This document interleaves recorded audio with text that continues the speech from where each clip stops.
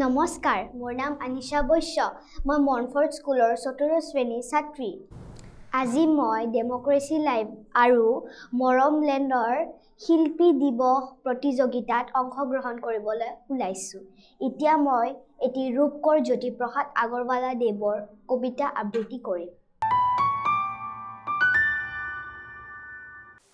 নমস্কাৰ, মই এটি কবিতা আবৃত্তি কৰিবলৈ ওলাইছোঁ। কবিতাৰ শিৰোনাম বিশ্বশিল্পী। কবি ৰূপকৰ জ্যোতিপ্ৰসাদ আগৰৱালা।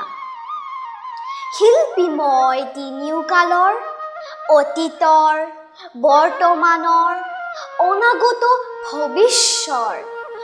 আদিতেই যাত্ৰা কৰি অনাদিলৈ যাওঁ, ধ্বংসৰ মাজেদি মই ৰূপান্তৰেদি ৰূপ পাই নৱতম সৃষ্টিৰ শলিতা জ্বলাওঁ।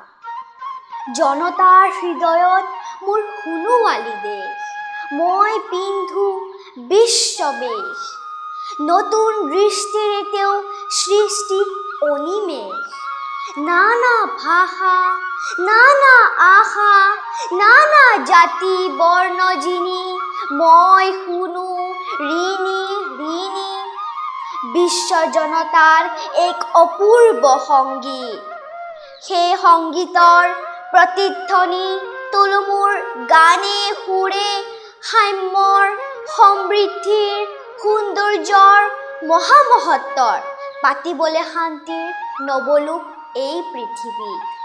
মোৰ কল্পনা মেধা বুদ্ধি মনীষাৰে মোকে কৰি সংস্কৃতিৰ অপূৰ্ব আধাৰ, মোকে শলিতা কৰি জ্বলাওঁ বিশ্ব চাকি, বিশ্ব জনতা পূজাৰ।